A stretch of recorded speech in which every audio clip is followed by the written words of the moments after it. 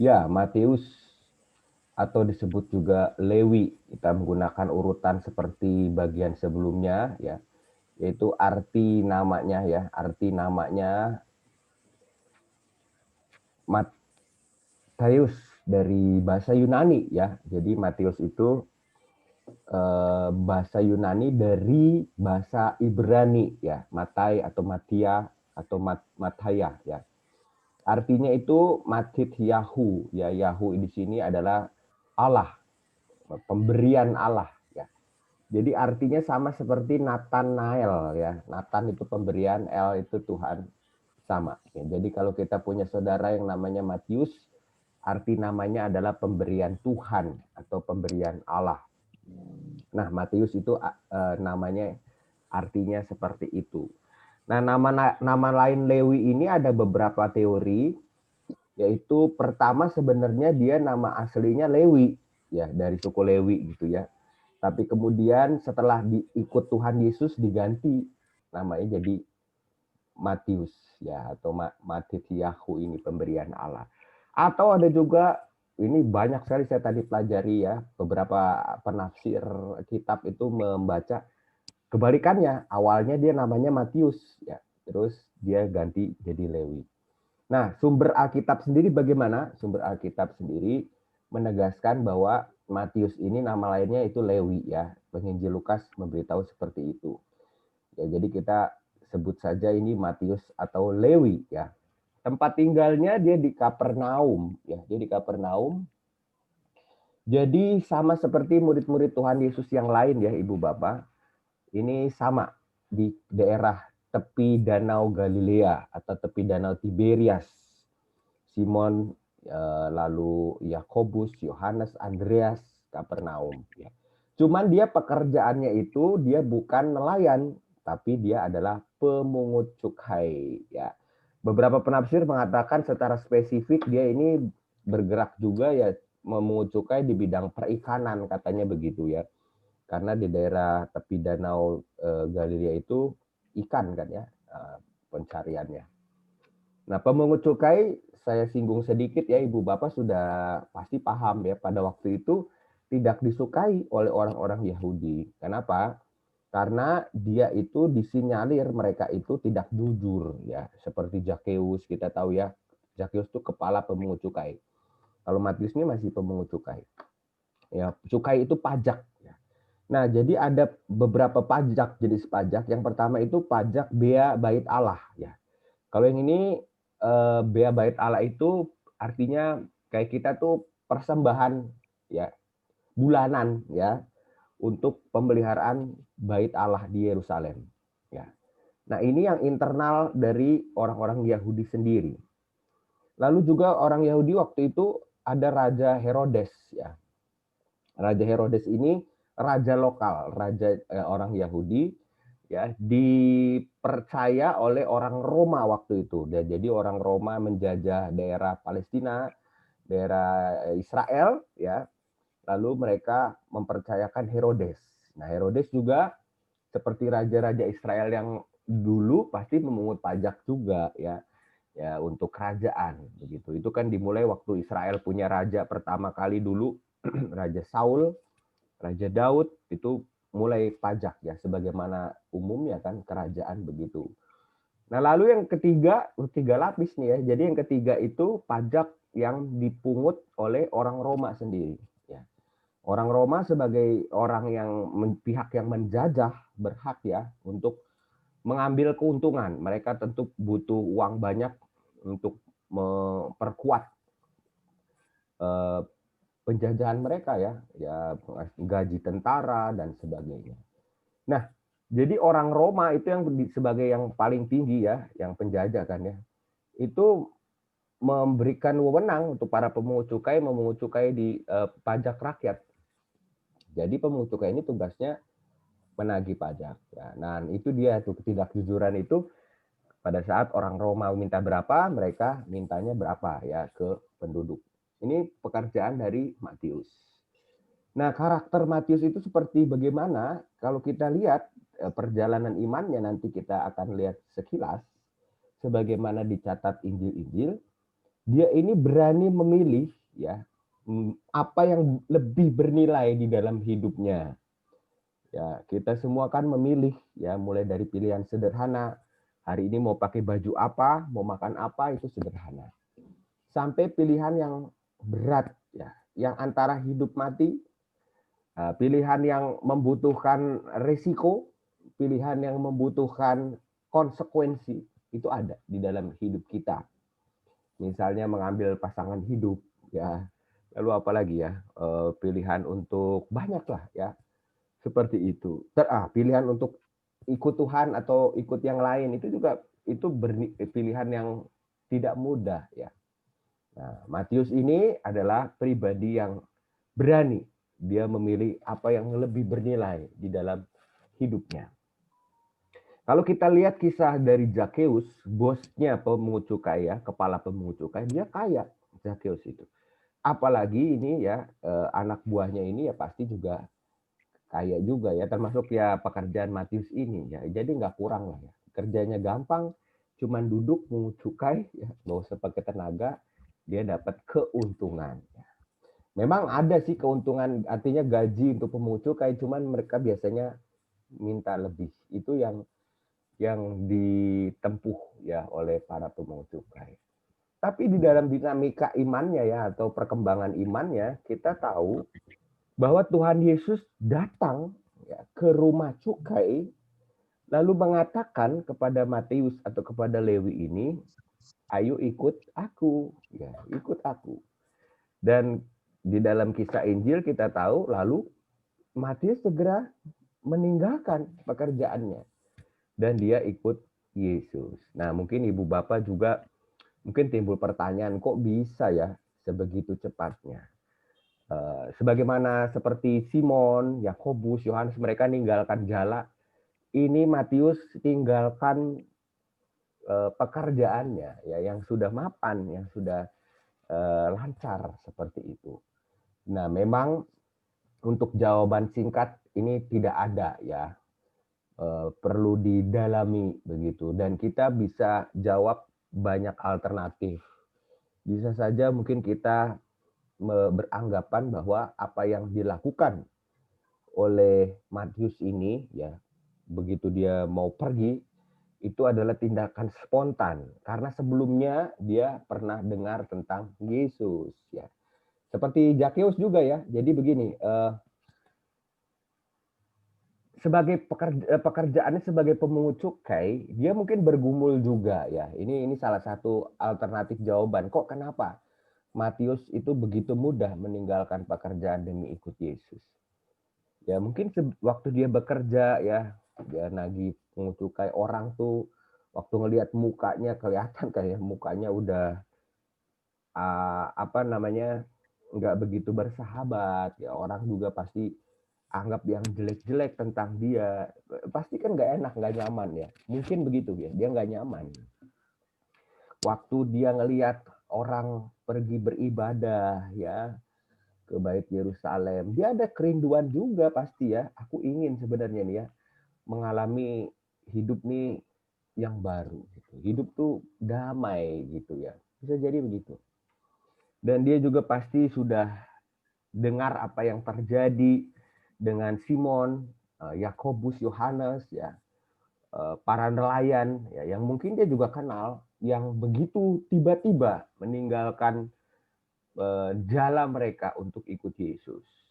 Nah itulah mungkin yang menyebabkan begitu Yesus datang ke dia, dia langsung sambut. Ya, akhirnya, ya, aku diajak untuk mengambil sebuah langkah baru di dalam hidup. Makanya dia tiba-tiba meninggalkan pekerjaan demi ikut Yesus. Ya mungkin jawabannya antara lain yang paling umum seperti begitu ya. Jadi bukan berarti Tuhan Yesus hipnotis ya atau Tuhan Yesus itu paksa enggak ada ya. Dia pasti ada sebelumnya itu prakondisi pikiran hatinya itu punya kerinduan. Pas punya kerinduan dijawab gitu ya. Tuhan Yesus tuh ajak, yuk ikut yuk. Dia begitu. Dia mau. Saya pernah dengar kesaksian ya salah seorang anggota jemaat, saya lupa Halimun apa GKI lain ya, saya lupa. Dia bilang gini, dia punya tetangga ya, Tetangga ini sering lihat dia pergi ke gereja. Ya. Pak mau kemana? Mau ke gereja. Oh iya ya. Oh pagi-pagi ya Pak. Yuk gitu ya. Nah keluarga ini belum ikut Tuhan ya. Tetangga yang dia sering ketemu itu belum ikut Tuhan. Ya. Udah begitu pulang dari gereja juga Pak. Ya ini saya bawa ini tadi di gereja beli ini nih. Oh ya makasih Pak, makasih ya. Udah terus begitu rutin setiap minggu gitu ya. Nah, satu ketika ini yang orang Kristen ini ya, dia kayak tergerak gitu ya. Kok aku cuman nyapa-nyapa aja gitu. Aku mau ajak ah ya. Mana tahu nih dia mau gitu ya. Pak mau kemana? Mau ke gereja? Ya, terus dia mampir dulu tuh, nggak langsung jalan ya. Pak, Bapak hari Minggu nggak ada kegiatan? Ya nggak ada ya. Saya kan memang libur ya. Ya inilah ya paling ya ngurus-ngurus taman gitu. Pak, ini Pak, saya mau nanya nih Pak, ya ini nggak tanpa apa nggak ada paksaan. Bapak mau nggak Pak ikut saya yuk ke gereja?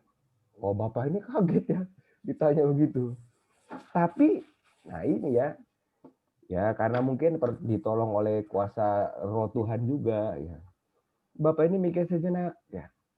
Ya coba deh Pak nanti saya pikirin ya Pak. Nanti coba minggu depan ya Pak ya gitu. Ya udah Pak saya jalan gitu. Nah minggu depannya ya pas dia mau jalan ke gereja tuh bapak udah rapi. Pak, saya mau Pak ikut gitu ya. Oh ya yuk ikut. Cerita dia ya akhirnya dia bersyukur tuh ngajak ya akhirnya ya bapak itu kenal Tuhan ya sama-sama ke gereja. Nah berdasarkan cerita bapak ini dia melihat tuh bahwa setiap kali dia sapa gitu bapak itu kayak punya kerinduan. Nah kayak mungkin kurang lebih begitu Matius ini ya. Tuhan Yesus tahu bahwa Matius ini ya di apa ya kalau kita bedah hati orang otak orang gitu sejahat-jahatnya orang pasti ada tuh ya kecil lah itu kesadaran untuk dia tuh berubah ada pastinya. Dan itulah yang kalau saya ke kunjungan ke penjara para sipir tuh cerita begitu Pak mereka ini sama kayak kita kok Pak ya cuman cara masuknya itu supaya mereka tuh bertobat sadar itu ada banyak kok saya jumpai ya kata pembimbing rohani di penjara, ya mereka berubah gitu. Ada perubahan gitu. Jadi setiap orang itu ada cara masuk untuk di relung hati yang paling dalam itu untuk melangkah, melangkah, melangkah gitu, berubah. Ada perubahan hidup. Meninggalkan hidup yang lama. Dan ini bukan hanya soal perkara ikut Tuhan atau enggak. Orang yang ikut Tuhan misalnya, tapi misalnya ada kayak kepahitan, dendam gitu ya. Dia mungkin ada kerinduan, aduh ini beban udah saya bawa nih bertahun-tahun, berpuluh-puluh tahun. Nah, saya mau tinggalin nih ya. Gitu. Apa bisa? Bisa ya. Mau nggak dia melangkah? Ya, ibarat kata waktu Tuhan Yesus ajak, ayo udah tinggalin beban kamu itu kamu bawa-bawa terus ya. Ngapain? Ya, ayo ikut. Udah gantikan dengan kasih. Ya, misalkan begitu ya. Misalnya kalau ada benci, ada dendam, ada kekhawatiran, udah tinggalin itu, gantikan dengan damaiku, dengan kasihku. Mau nggak? Nah, itu ya. Jadi pemanggilan Matius ini bukan saja kita lihat perkara seorang pemungut cukai terus ikut Yesus, enggak, tapi kita lihat ada sebuah proses perubahan dalam setiap orang. Di relung hati yang paling dalam, pikiran yang paling dalam, ada pasti ya. Sejahat-jahatnya orang, seburuk-buruknya orang tuh bisa berubah ya. Matius mau meninggalkan pekerjaan demi ikut Yesus. Dia berani pilih. Dia berani pilih ikut Yesus. Nah, ada banyak juga kesaksian ya yang nyata yang saya dengarkan ya.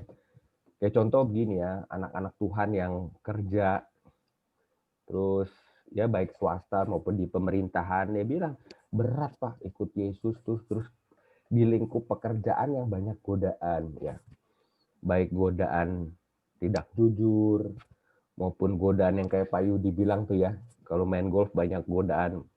Tiba-tiba ada caddy yang lebih muda, ya ayu, istri di rumah udah butek, ya udah keriput. Banyak Pak godaannya ya. Tapi mau nggak orang itu tetap ikut Yesus? Nah itu kan pertanyaannya itu seperti begitu. Sama semua tuh kita tuh ada tantangan begitu. Mau nggak itu ditinggalkan dan kita pilih ikut Yesus. Nah, disitulah kita bisa lihat belajar dari sosok Matius ini. Dan sesudah dia terima Yesus, ikut Yesus, jadi muridnya Yesus, ya, Matius undang, ya, mengundang Tuhan Yesus untuk makan bersama dengan teman-temannya para pemungut cukai. Nah, ini kita bisa belajar lagi kan ya Ibu Bapak ya, bahwa Matius itu seperti semangat yang Filipus, dia udah ikut Yesus nggak simpen sendiri, diajak teman-temannya. Ya kita juga begitu ya, kita makan mie enak ya, nggak mungkin kita nggak bilang ya pasti, Pesan, wah saya makan mie enak no, yuk, kan cerita itu perkara bakmi ya, apalagi perkara ikut Yesus ya, mestinya kita cerita. Dan Matius ini ngundang Yesus untuk teman-temannya itu ya ngobrol ya, makan bersama. Ya kalau orang Timur Tengah tuh makan bersama ya kayak kita orang Asia ya, bukan sekedar makan, tapi ada kebersamaan, ada ngobrol-ngobrol, ada keakraban begitu. Dan teman-teman pemungut cukai ini. Nah, kita tahu ceritanya ya. Nah, kalau ibu bapak mau simak tuh ada tuh kisahnya ya di dalam Matius, Markus, Lukas. Ketika Matius ini atau Lewi mengundang Yesus ke dalam perjamuan bersama teman-temannya para pemungut cukai, maka orang-orang Farisi, ahli-ahli Taurat ya, orang-orang yang dekat Tuhan lah katanya ya waktu itu, menyindir ya, oh, kamu kok makan dengan orang berdosa Yesus ya. Nah, lalu keluarlah kata-kata yang terkenal dari Tuhan Yesus bahwa dia datang itu bukan untuk orang yang sehat ya, tapi orang yang sakit ya. Dan bukan orang yang sehat yang butuh dokter atau tabib ya. Dia datang untuk menyelamatkan orang berdosa begitu ya. Nah, itu kejadian di sekitar pemanggilan Matius ya. Kita nggak tahu sih apakah teman-temannya kemudian berubah. Mungkin ada ya yang berubah jadi ikut Yesus. Memang tidak seperti Matius ya, dan rasul-rasul lain itu penuh waktu. Tapi bisa jadi teman-temannya itu ada kelegaan ya. Oh plong, ada pengajaran dari Yesus ya. Mereka pasti ibaratnya tuh jadi murid tidak langsung dari Yesus. Mungkin ada ya, memang Injil kita nggak mencatat. Tapi ada pasti ya perubahan-perubahan itu. Nah, kemudian dinamika imannya setelah Tuhan Yesus bangkit naik ke surga, Matius ini salah satu yang menantikan Roh Kudus bersama 11 rasul lain ya, dan Matias tentu ya pengganti Yudas. Dia diyakini oleh gereja mula-mula ya, gereja perdana menulis Injil Matius, Injil pertama kita itu ya. Tapi memang ini saya kasih tanda tanya, beberapa ahli kitab suci meragukan ya. Sebab bukan berarti Matius nggak menulis, nggak, rasanya nggak langsung nulis semuanya ya. Para ahli sekarang menganggap begini, Matius memang menulis ya. Jadi kan dia dulu memang ahlinya mencatat tagihan pajak ya. Tapi setelah ikut Yesus dia mencatat ucapan-ucapan Yesus ya. Dan karena dia latar belakang Yahudinya kuat, dia secara khusus tuh mencatat ya, ini aja dia teman-teman pemungut cukainya diajak.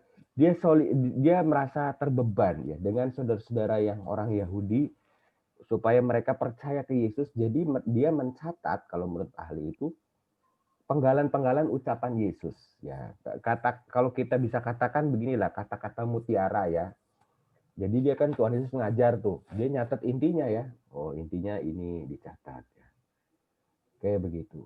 Nah lalu sesudah kemudian dia mati ya, dia ada kemudian orang lain ya, kita nggak tahu namanya siapa, yang kemudian mengambil ya sumber darinya ini dan dari Injil lain, meramunya kemudian menjadi Injil Matius yang lengkap yang kita kenal sekarang ini begitu. Jadi kalau kita katakan dia nulis Injil Matius enggak? Ya bisa kita katakan Matius ini menulis Injil Matius secara tidak langsung.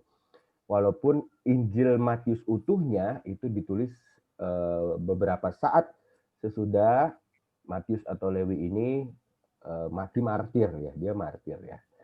Sebagaimana rasul-rasul yang lain, dia martir. Ini juga saya baca ada beberapa pendapat, ada yang mengatakan di Nabadar ya, di Persia, ada yang di Pontus, atau ada yang dia ini mati dihukum mati oleh Sanhedrin ya, atau majelis ulama atau majelis tinggi agama Yahudi. Ya. Tapi siapapun itu yang pasti dia mati mempertahankan iman ya. Kalau ini seperti itu ya, dia mati martir.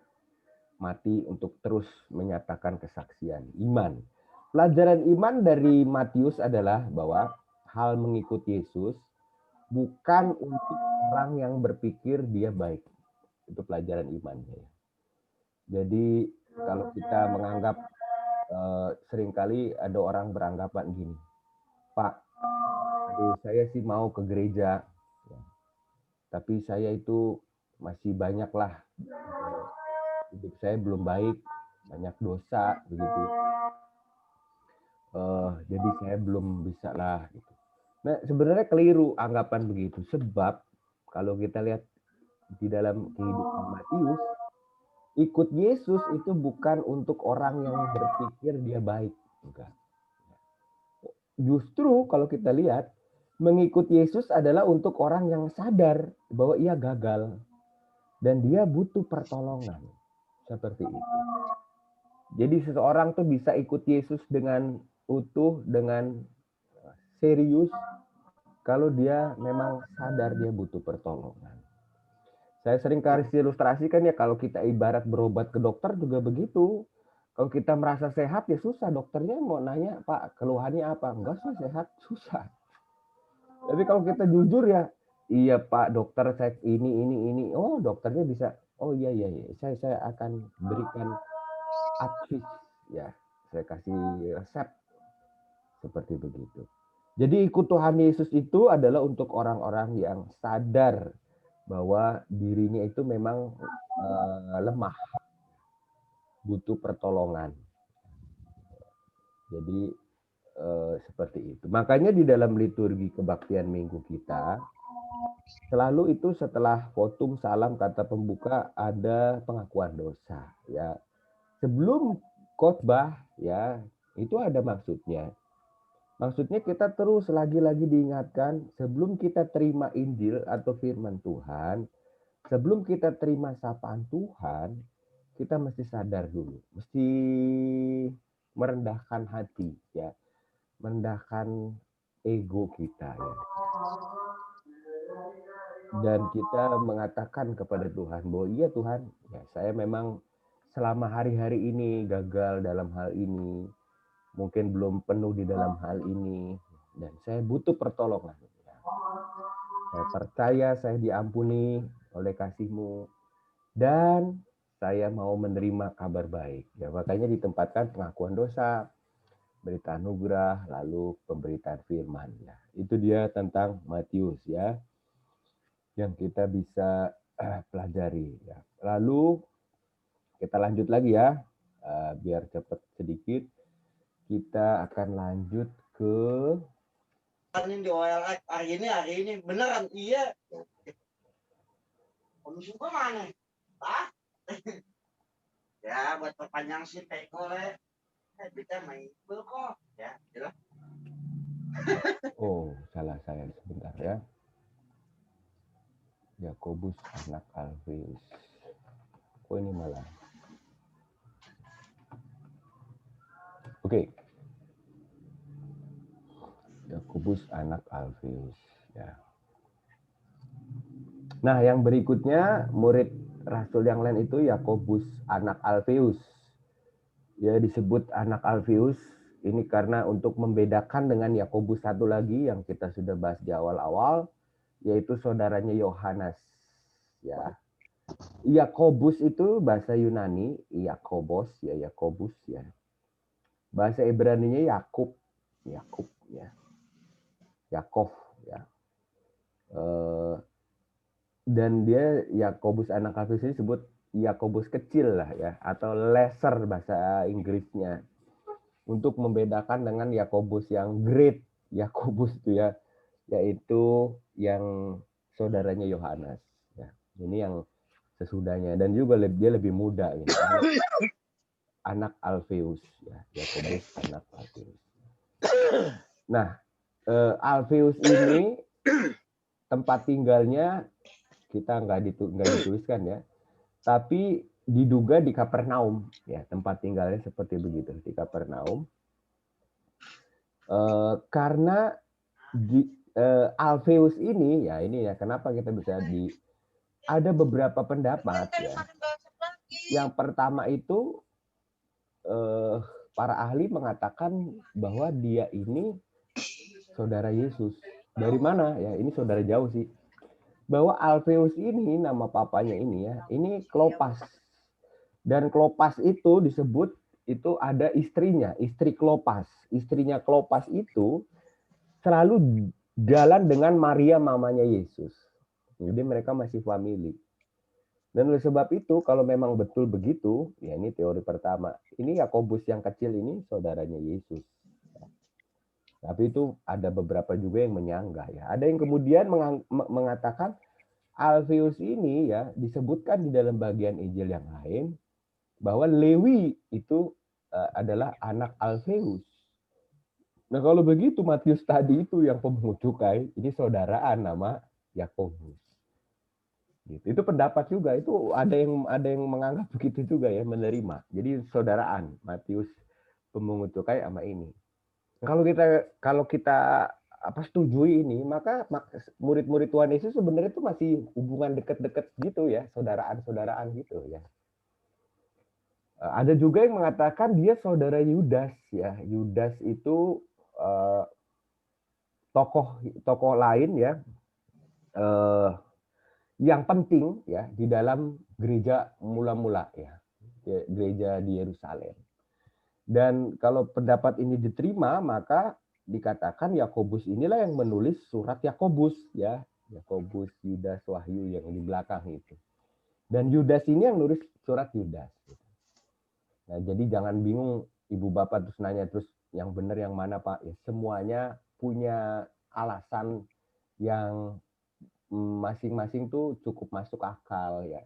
Tapi lalu kalau saya sendiri pendapatnya ya terus siapa dong ya, kita sebut saja ini anaknya Alfeus Yakobus ini. Kalaupun dia ini punya kedekatan dengan murid-murid yang lain, dia tempat tinggal di Kapernaum ya mungkin ya seperti begitu ya.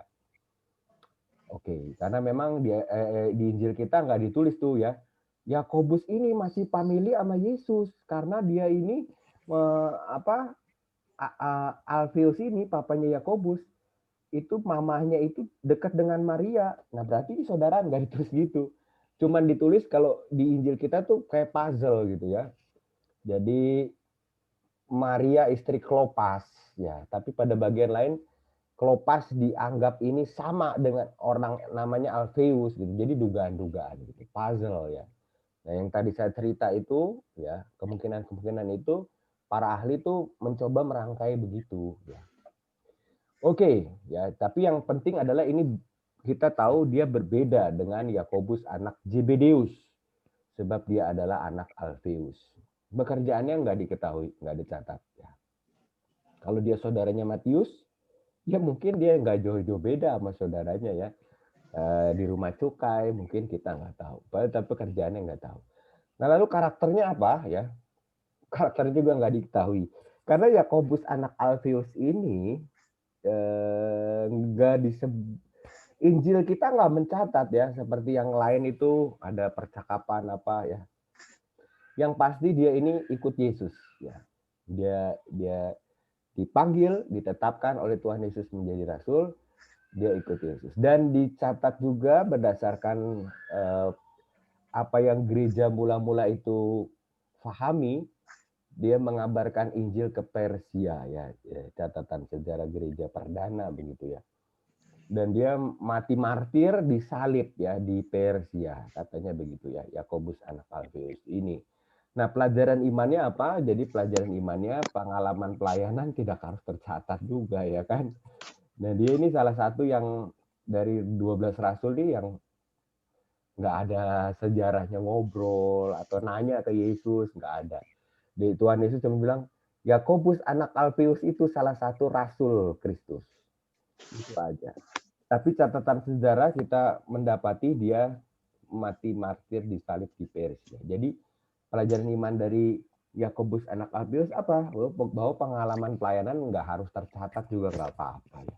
Yang penting Tuhan Yesus tahu kan ya kita itu melakukan kita itu ikut dia ya kayak begitu. Jadi jangan kecil hati ya kalau wah Pak Isan kok nama saya nggak dicatat ya padahal saya gini. Ya nggak mesti kecil hati kan. Yang kita kan melayani Tuhan Yesus ya kan. Orang bisa lupa tapi Tuhan Yesus nggak lupa ya seperti begitu ya. Oke, nah jadi yang penting itu kesetiaan dan karya nyata itu pada akhirnya kan begitu ya. Nanti kan kalau kita lihat perumpamaan Tuhan Yesus itu yang berbicara itu katakanlah demikian ya tanda kutip bukan pengakuan kita ya. Kan ada cerita kan nanti pada hari akhir ada orang yang berseru-seru Tuhan bukankah aku mengusir setan demi namamu dan sebagainya dia ngomong ya. Malah kata rajanya pergi aku nggak kenal kamu pembuat kejahatan. Sebab apakah waktu aku lapar kamu kasih aku makan dan sebagainya. Jadi kan sebenarnya yang ngomong itu nanti dalam penghakiman karya nyata kita, karya nyata kita. Yang mungkin orang lain nggak tahu, tapi Tuhan tahu. Ya, makanya ada banyaklah kesempatan pelayanan. Mungkin ibu bapak nggak pernah jadi penatua, nggak pernah jadi pengurus komisi, tapi kalau di dalam kehidupan keluarga, ya sesama anggota keluarga kita ada upaya untuk menyatakan kasih Yesus. Itu kan yang lihat Tuhan ya, Tuhan Yesus. Itu dicatat pasti. Sebagaimana ini Yakobus anak Alfeus di Injil nggak ada apa namanya catatan-catatan khusus tentang pelayanan kerasulan, tapi dia dicatat namanya sebagai salah satu dari Rasul Kristus. Oke, satu lagi ya, tanggung ya, kita biar agak cepat, yaitu yang berikutnya adalah Tadeus ya. Nah, Tadeus ini dalam kurung Yudas karena memang Injil lain itu mengungkapkan dia namanya Yudas. Dan untuk membedakan dengan yang Iskariot ya ini Yudas yang lain. Jadi nama murid Tuhan Yesus tuh yang ada dua tuh Yudas, ada dua. Yakobus juga ada dua, yang satu anak Zebedeus, yang satu anak Alfeus tadi ya. Yudas ini yang satunya Tadeus, yang satunya adalah Iskariot ya. Nah, Tadeus itu bahasa Yunani ya. Ini memang nama Yunani. Tapi nama lainnya Yudas. Yudas itu Jude ya. Kalau lagu The Beatles, Hey Jude ya. Itu Yudas ya. Dan kalau di dalam perjanjian lama Yehuda ya, ini salah satu suku, ini adalah anak dari Yakub atau Israel, Yehuda. Jadi nama pasaran orang Ibrani lah ya, Yehuda, nama salah satu suku. Kayak tadi Lewi ya, Lewi itu juga salah satu suku. Tempat tinggal tanda tanya Kapernaum ya, karena memang ya seperti saya sampaikan tadi nggak ada catatan khusus dia tinggal di mana, tapi kalau kita terima pemaparan bahwa dia ini Yudas ini dekat dengan yang tadi tuh Yakobus ya, maka ya bisa jadi ya di Kapernaum juga ya wilayahnya begitu. Jadi nggak terlalu jauh deh murid-murid Tuhan itu. Sekitar tepi Danau Galilea yang kemarin kita tur itu ya, Kapernaum ya, kayak begitu. Pekerjaan juga nggak diketahui, nggak dicatat ya. Karakternya lalu bagaimana? Ya, dia punya rasa ingin tahu yang besar. Di mana kita bisa mengatakan ini? Sebab di dalam perjalanan atau dinamika iman yang dicatat Injil, Tadeus pernah dicatat, ya dia bertanya ke Yesus, mengapa kok Yesus menampilkan diri ke murid-murid, tetapi tidak kepada dunia? Nah itu kan ingin tahu ya, kenapa nggak sekalian aja kan publikasi yang besar ya kalau zaman sekarang biar viral ya, biar orang tuh banyak yang kenal. Itu Tadeus nanya tuh, kenapa kok nggak langsung aja ya? Tapi Tuhan Yesus kan nggak apa namanya memberikan jawaban, ya justru ada cara yang Tuhan Yesus ingin tempuh. Ya, melalui murid-muridnya, ya, melalui karya salib, itu display yang paling utama ya bagi dunia ini. Pengorbanan dan kasih ya. Waktu kita tahu Tuhan Yesus dicobai iblis ya, iblis kan tawarin ya. Waktu awal-awal pelayanan Tuhan Yesus kan begitu, habis dibaptis oleh Yohanes Pembaptis, dicobai di gurun, iblis nawarin ya. No, kamu lihat ya, kekayaan ya, kepemimpinan dunia aku kasih Yesus ya. Asal kamu pakai caraku, kan ibarat kata begitu kata lainnya. Kamu sujud menyembahku ya. Tuhan Yesus nggak mau ya. Hanya Tuhan, hanya kepada Allah ya kita berbakti. Waktu digoda untuk udah pakai mujizat ya, ubah batu jadi roti, kamu jadi populer, nggak mau Tuhan Yesus. Jatuhkan diri di atas dari atas hubungan bait Allah gitu ya. Pastikan ntar kamu dijaga malaikat, nggak mau Tuhan Yesus. Jangan mencoba Tuhan Allah. Jadi Tuhan Yesus itu ingin mendisplay hanya kasih, yaitu lewat salib. Itu yang paling powerful bagi dunia ini, ya, pengorbanan. Sebab kalau yang ditampilkan yang jor-joran, dunia nggak terlalu banyak berubah ya Ibu Bapak ya, nggak terlalu banyak berubah. Seberapa bisa sih dunia berubah dengan kehebatan yang kita anggap hebat? Kayaknya nggak bisa ya. Ya tadi sebelum mulai itu Pak Paulus sempat singgung, udah kayak kiamat aja ini ya, betul memang seluruh dunia ngalamin ini. Padahal lawan kita nggak kelihatan ya. Kalau itu lebih susah sih, COVID ya. Dampak ikutannya. Belum lagi kalau di kita nih, ya kita berdua juga nanti ya, bencana gempa, longsor ya. Kayak begitu. Jadi hal manusia itu memang terbatas. Ya. Jadi kalau kita tawarkan yang jor-joran itu, ya perubahannya nggak langgeng, nggak abadi. Yang abadi itu cuma kasih, ya. Itu cuma kasih. Itu yang bertahan sepanjang zaman. Adolf Hitler hebat waktu Perang Dunia Kedua. Eropa dia bom-bomin, dihancurin, sempat berjaya itu ya. Hitler itu Jerman. Tapi seberapa jayanya sih dia ya? Akhirnya dia mati juga ya. Tapi coba Ibu Teresa. Ketika orang dengar Ibu Teresa, langsung ya. Iya, orang baik itu ya. Kasih itu abadi. Makanya ketika Tadeus bertanya, kenapa kok nggak perlihatkan diri ke dunia ya, hanya ke murid-murid? Sebab Tuhan Yesus ada caranya. Akan diperlihatkan, tapi melalui salib, melalui kasih dan pengorbanan, dan melalui cara hidup murid-muridnya ya yang diubahkan Tuhan. Oke, lanjut ya. Tadeus itu kemudian mengabarkan Injil ke Mesopotamia, dicatat ya. Sampai jauh begitu ya. Pelajaran imannya adalah bahwa ikut Kristus itu karena percaya ya. Kita tidak dapat memahami dengan utuh rencana Allah gitu ya. Kurang lebih begitu. Jadi pertanyaan iman boleh, tapi ada hal-hal yang memang ya kalau di dalam istilah teologi ini masih misteri Ibu Bapak ya. Jadi mungkin kalau Ibu Bapak pernah bertanya ke saya tapi jawabannya mungkin kurang memuaskan, atau Ibu Bapak juga cari terus ya, saya masih ya memang pada akhirnya kita nggak mampu memahami dengan utuh rencana Allah. Disitulah maka iman bekerja. Kita ikut Kristus karena percaya, ya seperti begitu. Ya, dan ikut Yesus tuh nggak ada ruginya, nggak ada. Walaupun kita lihat ya lahirnya jadi kandang hewan, matinya di kayu salib. Orang mungkin bisa meremehkan gitu ya. Tapi justru di situ kekuatannya ya. Kalau tiba-tiba Tuhan Yesus jor-joran, ya biasanya yang jor-joran malah akhirnya itu runtuh. Kalau Tuhan Yesus tuh masuk ke dalam kepahitan hidup manusia, penderitaan manusia yang paling rendah, terus dia naik, bangkit. Berarti kita yang ikut Yesus tuh begitu juga. Kita udah kebal ibaratnya ya. Kalau kita menghadapi kepahitan, kesusahan, penderitaan, kemalangan, bahkan kematian, kita nggak takut. Karena Tuhan Yesus sudah lewati itu dan menang.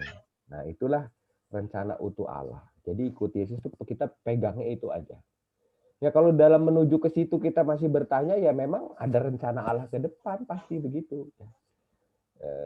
Kan indahnya pelangi itu baru kelihatan begitu ada hujan ya. Kayak gitu kan ya. Dan memang kadang kita mesti melewati hujan dulu. Kalau istilahnya gembala itu, kemarin saya sempat singgung ya, untuk dapat padang rumput dan mata air yang segar, kadang domba-domba harus lewat lembah kekelaman. Ada binatang buas, ada pencuri. Ya bisa jadi begitu. Tapi kan kita sebagai domba-dombanya itu, kata Tuhan Yesus, akulah gembala yang baik. Berarti ibu bapak, saudara-saudara dan saya itu, kalaupun ya COVID-19 ini katakanlah sebagai lembah kekelaman kita, ya banyaklah hal-hal yang kita hilang ya sebagai keluarga, sebagai jemaat ya. Kita percaya bahwa dalam bimbingan gembala yang baik kita nanti tiba di padang rumput yang hijau, air yang segar. Itu harus yang kita imani. Asal nurut ya. Kalau gembala kan di jalan depan, Tuhan Yesus panggil kita, ingatkan kita ya mau. Jangan jalan sendiri. Kalau domba ngelengos sendiri, nanti kalau masuk jurang ya, jangan salahin Tuhan Yesus ya. Ya salahin diri kita sendiri. Kenapa kita nggak mau ikut panggilan Tuhan Yesus? Kurang lebih gitu ya. Jadi pelajaran iman dari Tadeus seperti itu. Nah, itu dia Ibu Bapak untuk malam ini. Jadi Yakobus anak Alfeus, lalu juga Tadeus ya, dan juga tadi siapa? Satu lagi? Wah, lupa pasti ya. Matius. Iya, betul. Wah, Kasabe berarti nyimak nih. Bagus. Oke, ada pertanyaan Ibu Bapak, saya izin minum sebentar ya. Silakan. Kalau ada yang mau bertanya atau mau cerita hal lain, nanggapi silakan.